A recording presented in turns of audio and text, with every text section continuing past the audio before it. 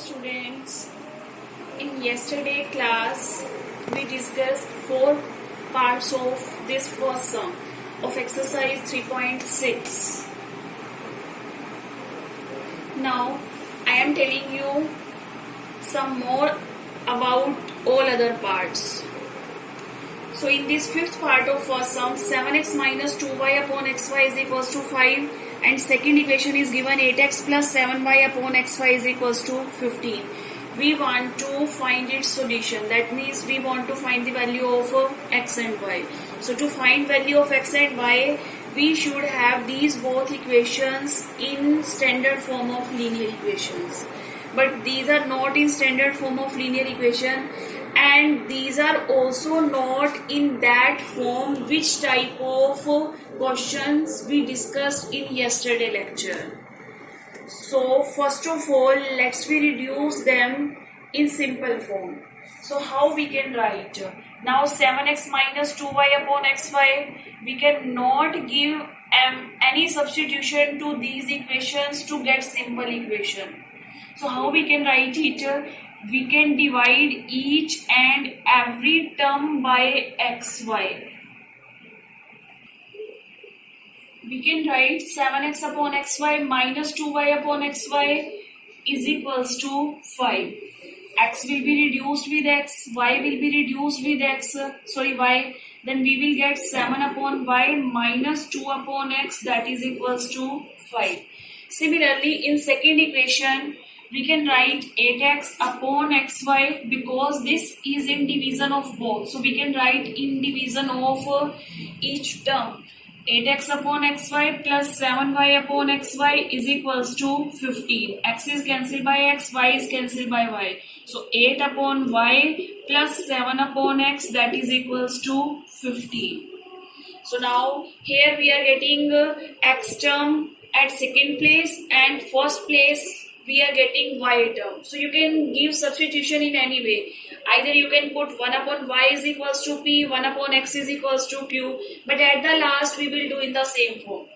So now you can put 1 upon y is equals to p and 1 upon x is equals to q. Then this equation will be reduced to 7 into 1 upon y. We can write this term as 7 into 1 upon y. So 7 and 1 upon y is equals to p. So we can write p here.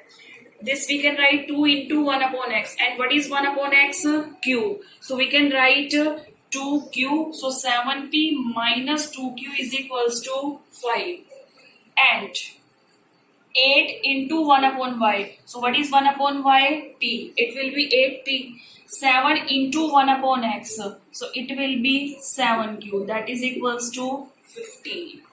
So now these are simple equation in p and q. So you can solve it for p and q. After finding p and q value, put it equal to 1 upon y and 1 upon x. Then you will get value of x and y. Similar to last previous 4 parts. Okay. Now next we move to sixth part, that is 6x plus 3y is equals to 6xy and 2x plus 4y is equals to 5xy. This sum and this sum, these both are same. In this xy was in division, but here xy is in multiplication of term which is in right hand side. Can we shift this xy at this side? Either you can shift directly 6x plus 3y upon xy is equals to 6. You can write directly.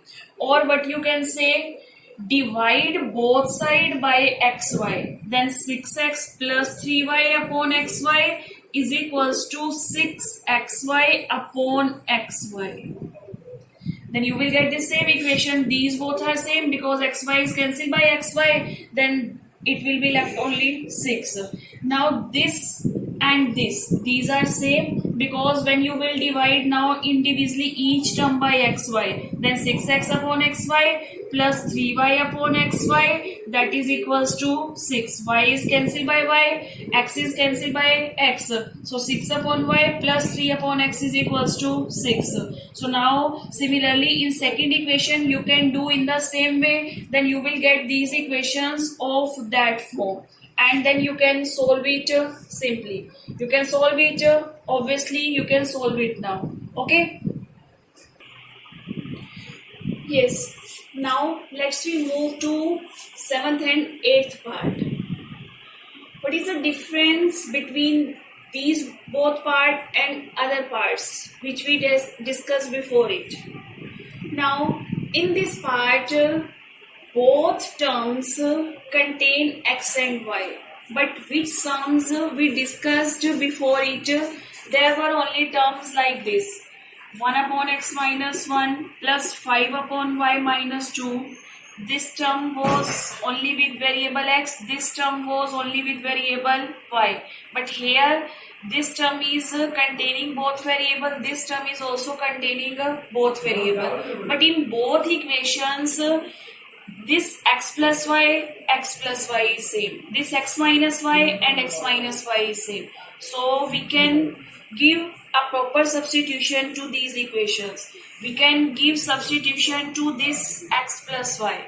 But we will not give substitution to only x plus y. We will give substitution to 1 upon x plus y. Because if we will give substitution to x plus y, then we will get that variable in the denominator. But in standard form, variable should be in numerator. So that's why we give here substitution to 1 upon x plus y. Okay? Because if we give substitution only to x plus y, that is equals to p, then we will write here 10 upon p, because x plus y is equals to p. And suppose if we are giving substitution to x minus y q, then we will write here 2 upon q. Then problem is same as it is. We cannot solve it. So to solve it, to get a standard form of linear equation, variables should be in numerator. So to get variable in numerator, we will put 1 upon x plus y is equals to p, and 1 upon x minus y is equals to q. Okay? 1 upon x plus y is equals to p, and 1 upon x minus y is equals to q. Now this 10 upon x plus y, it can be written as 10 into 1 upon x plus y, and 10 into x plus y, that means 10p we can write. This term can be written as 2 into 1 upon x minus y. So 2 into 1 upon x minus y, that is equals to q. So 10p plus 2q is equals to 4. Now in second equation, it can be written as 15 into 1 upon x plus y. So 15 into 1 upon x plus y, that means p, minus 5 into 1 upon x minus y. So 1 upon x minus y is q. So we can write 5q, that is equals to minus 2. So we have third and fourth equation. Now these both equations you can solve for p and q. You can solve these both equations for p and q. When you will solve for p and q, then you will get p and q value. Suppose you are getting p value 1 upon 5 and q value as 1. P value as 1 upon 5 and q value as 1. Suppose you are getting this one. So now what was p? P was 1 upon x plus y. That means 1 upon x plus y value is 1 upon 5. And q, that means 1 upon x minus y. So it means 1 upon x minus y is equals to 1. So cross multiply, what you will get, x plus y is equals to 5. When we will cross multiply here, then you will get x minus y is equals to 1. Now we are again getting both equations in x and y. So we will solve both these equations for x and y by any method. Elimination method, substitution method, cross multiplication method, as you wish. but I want to tell this thing that elimination method is better option to solve each type of linear equations. In very simple equations, we can use substitution method, but in mostly some we should choose always elimination method, that is easy one, and there are no chances of mistake.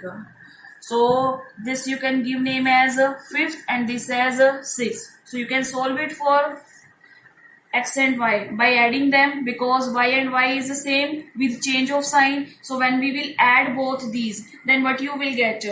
X value directly. So add 5 and 6, what you will get? 5 plus 6.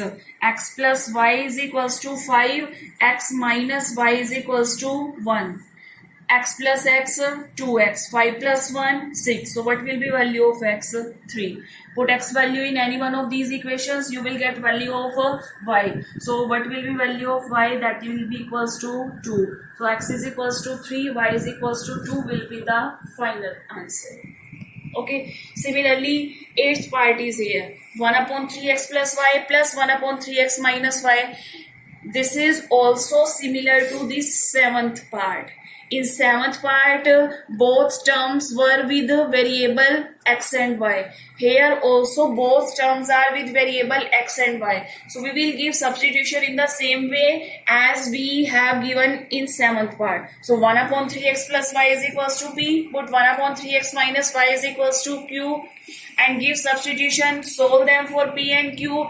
After finding value of p and q, you will put here 1 upon 3x plus y. Again you will get two equations in x and y. Then you can solve them for x and y by any method, and you can find the value of x and y.